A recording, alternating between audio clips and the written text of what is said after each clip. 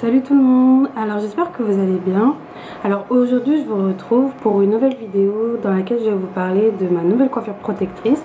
Donc je pense que ça se voit, j'ai fait une nouvelle coiffure.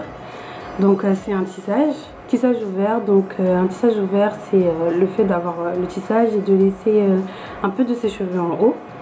Donc en fait j'avais envie de changement, j'avais envie de je sais pas, du renouveau. Mais j'avais pas envie de teindre mes cheveux. Donc je me suis dit que cette coiffure c'était un bon compromis entre les deux. Donc je teins pas mes cheveux. Et j'ai pris en fait un tissage qui avait la même couleur que mes cheveux. Et j'ai décoloré les pointes. Donc voilà, ça a fait ce résultat. Donc je fais vraiment cette coupe là en attendant de teindre tous mes cheveux et tout. Mais voilà, je trouve que ce style de coiffure c'est vraiment un bon compromis. On laisse ses cheveux tranquilles mais en même temps on change de couleur de cheveux, on change de tête. Donc c'était ce que je voulais. Et je trouve que ça respecte bien mon choix. Alors dans cette vidéo je vais vous parler de comment entretenir ses cheveux lorsqu'on se fait un tissage. Car c'est vrai que y a beaucoup de filles sur Twitter qui veulent entretenir leurs cheveux, mais tout en continuant à faire des tissages. Donc les filles, c'est possible. Donc voilà, je vous le dis, c'est possible. Et c'est surtout de ça dont je vais parler dans cette vidéo. Donc je vais vous parler de l'entretien de vos vrais cheveux quand vous avez un tissage.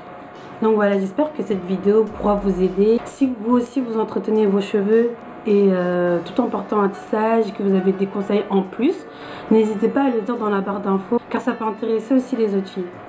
Donc voilà, donc tout d'abord, avant de me faire le tissage, de me poser le tissage, car je me coiffe toute seule.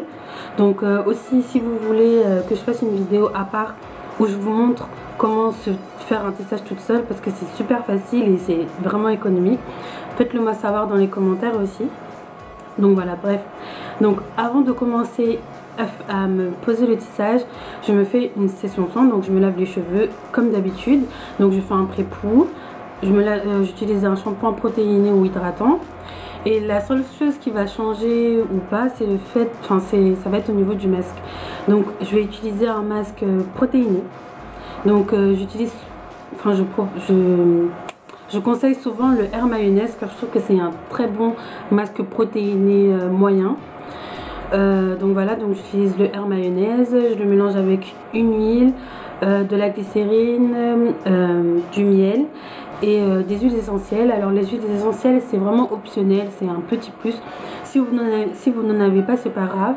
Donc voilà, donc le Air Mayonnaise c'est un masque protéiné, donc c'est pour vraiment renforcer vos cheveux, car même si vous vous lavez les cheveux, ça va pas vraiment être pareil que si vous lavez vos cheveux tout en touchant bien vos cheveux.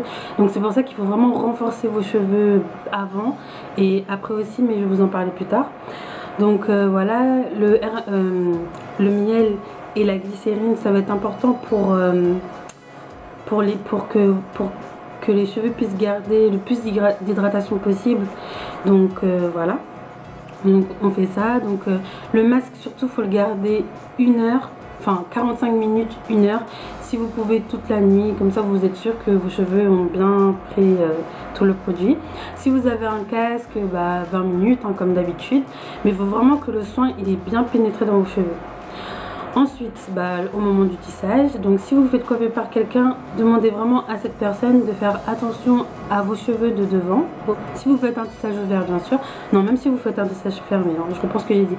Peu importe le tissage que vous faites, dites-lui de faire bien attention aux petits cheveux de devant.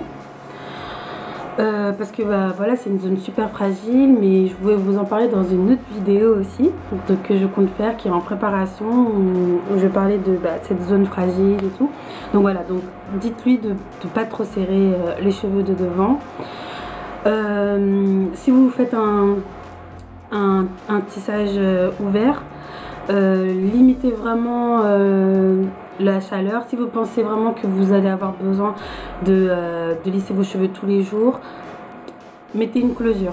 Voilà, moi c'est ça que je conseille. Bon, j'ai jamais testé de closure, mais je trouve que c'est bien. Si vous voulez un résultat uni tout le temps, mettez une closure, comme ça vous êtes sûr que vous laissez vos cheveux tranquilles, vous ne les mettez pas en danger entre guillemets.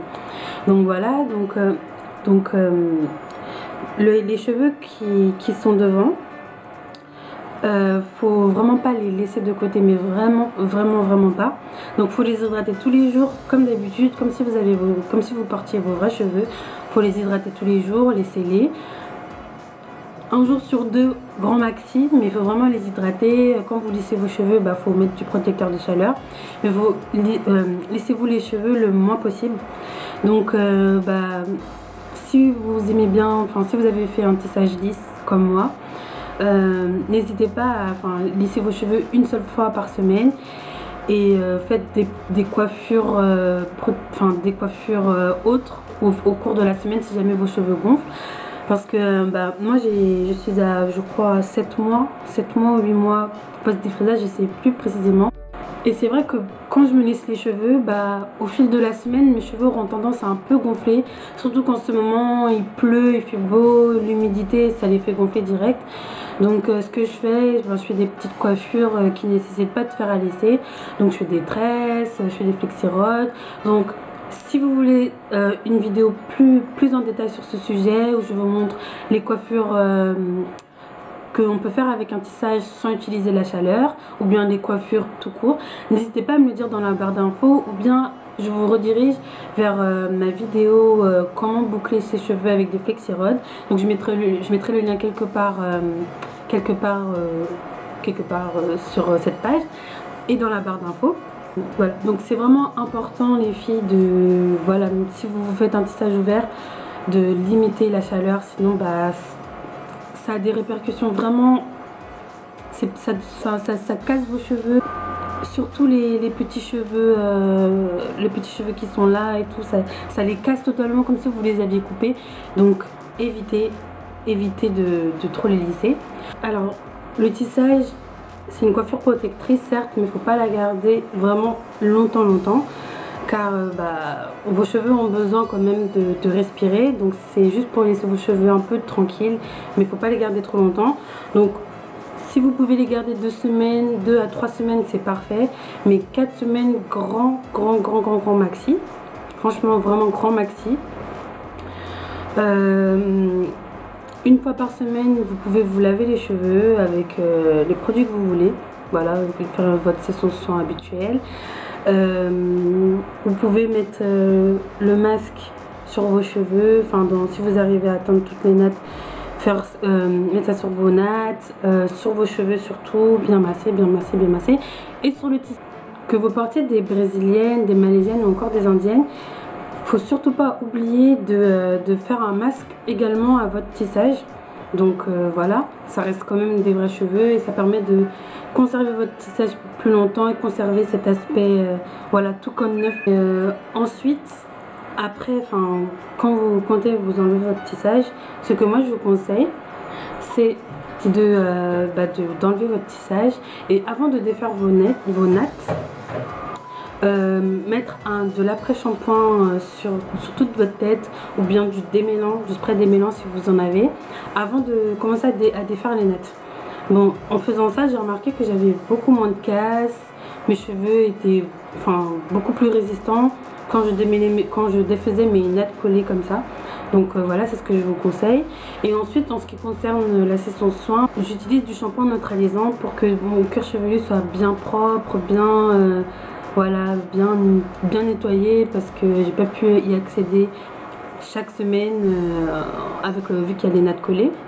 Donc voilà, je fais ma session de soins normale, c'est que je fais un shampoing neutralisant avec un masque protéiné à la fin aussi.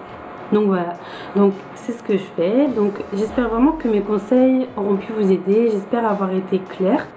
Donc je crois qu'il y aura des petites nuances de couleurs parce que le temps est trop bizarre dehors. Il pleut, il fait gris, d'un coup il y a le soleil, donc j'espère que ça ne vous aura pas trop dérangé cette nuance de couleur à chaque fois dans la vidéo. Donc voilà, n'hésitez pas à me faire savoir si vous voulez savoir d'autres choses, si vous aussi vous portez des tissages, que vous êtes intéressé pour vous occuper de vos cheveux. Donc profitez-en pour me poser toutes vos questions et voilà. Donc j'espère vraiment que cette vidéo vous aura plu. J'ai vu qu'on était de plus en plus, j'avais de plus en plus d'abonnés sur ma chaîne, donc je fais vraiment plein de gros bisous. Et vous êtes super, vos commentaires et tout, ça me fait trop plaisir. Donc voilà, pour les nouvelles arrivantes, bah, je vous dis la bienvenue. Pour les anciennes, merci d'être toujours là. Sachez que j'ai aussi un blog, Instagram et Twitter, donc je mets toujours toutes les infos dans la barre d'infos. Je mets aussi ce que je porte, le détail de ce que je porte, que ce soit au niveau du maquillage, des bijoux, des vêtements, etc. Et je vous mettrai aussi les coordonnées du tissage que j'ai. Donc voilà, donc je vous dis à bientôt pour une prochaine vidéo. Salut!